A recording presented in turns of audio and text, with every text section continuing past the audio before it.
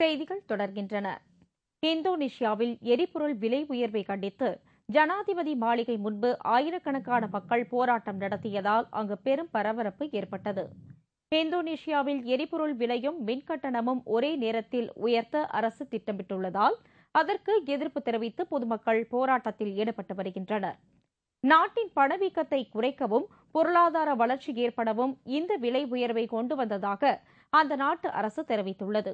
இதனை கண்டிக்கும் விதமாக அங்கு சுமார் 5000க்கும் மேற்பட்ட மக்கள் பேரணியாக வந்து ஜனாதிபதி மாளிகையை முற்றுகையிட்டு போராட்டத்தில் ஈடுபட்டனர். அப்போது போலீசார் அவர்களை தடுக்க முயன்றதால் இரு தரப்பிற்கும் இடையே தள்ளுமுள்ளு ஏற்பட்டது.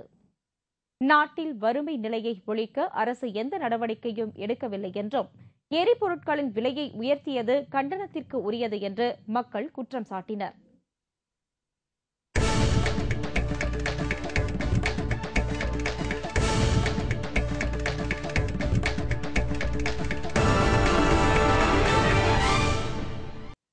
சுவிஸ் ஓபன் பேட்மிண்டன் போட்டியில் வெற்றி பெற்ற சாய்னா நேவாலுக்கு ஐதராபாத்தில் பிரம்மாண்ட வரவேற்பு அளிக்கப்பட்டது.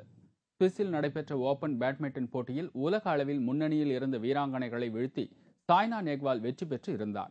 மேலும் இந்த வெற்றியின் காரணமாக அவர் உலகத்தர வரிசையில் முதல் 5 இடங்களுக்குள் இடம்பெற்றிருந்தார். இந்நிலையில் ஐதராபாத்திற்கு திரும்பிய அவருக்கு பிரம்மாண்ட வரவேற்பு அளிக்கப்பட்டது. ஆசிய கோப்பை கிரிக்கெட் போட்டியில் நாளை நடைபெறும் இறுதி ஆட்டத்தில் வங்கதேச அணியும் பாகிஸ்தான் அணியும் மோதுகின்றன. 4 நாடுகள் பங்கேற்கும் ஆசிய கோப்பை கிரிக்கெட் போட்டி வங்கதேசத்தில் நடைபெற்று வருகிறது. லீக் போட்டிகளில் ஒவ்வொரு அணியும் மற்ற அணிகளுடன் தலா ஒரு போட்டிகளில் மோதின. இதில் பாகிஸ்தான் அணி 9 புள்ளிகள் பெற்று இறுதிப் போட்டிக்கு முன்னேறியது. இலங்கை அணி விளையாடிய 3 போட்டிகளிலும் படுதோல்வியடைந்தது. இந்தியா மற்றும் வங்கதேச அணிகள் தலா 2 போட்டிகளில் வெற்றி பெற்று 8 புள்ளிகளுடன் சமநிலையில் உள்ளன. ஆனால் லீக் போட்டியில் வங்கதேச அணி இந்தியாவை வீழ்த்தியதால் இறுதிப் போட்டிக்கு முன்னேறும் வாய்ப்பை இந்தியா இழந்தது. இந்நிலையில் பாகிஸ்தான் வங்கதேசம் அணிகள் மோதும் இறுதிப் போட்டி நாளை நடைபெறுகிறது. இதற்காக இரு அணி வீரர்களும் தீவிர வலைப்பயிற்சியில் ஈடுபட்டனர். தங்கம் மற்றும் வெள்ளி விலை நிலவரம் வழங்குவோர் லலிதா ஜுவல்லரி, சென்னை, மதுரை.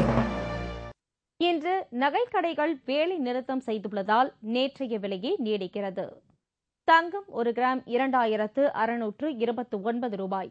1 பவுன் ஆபரண தங்கம் 21,032 ரூபாய்.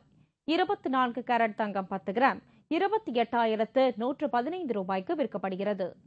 இன்றைய வெள்ளியின் விலை: 1 கிராம் வெள்ளி 60 ரூபாய் 40 காசுகள்.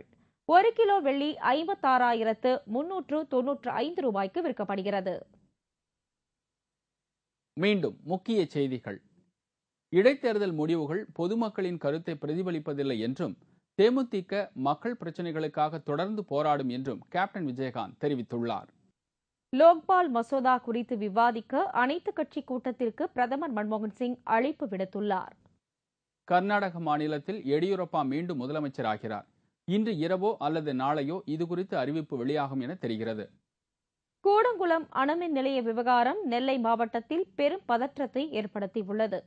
போராட்டத்தை முன்னின்று நடத்தும் உதயகுமார் மீது தேச துரோக சட்டத்தின் கீழ் வழக்கு பதிவு செய்யப்படும் என்று தெரிகிறது.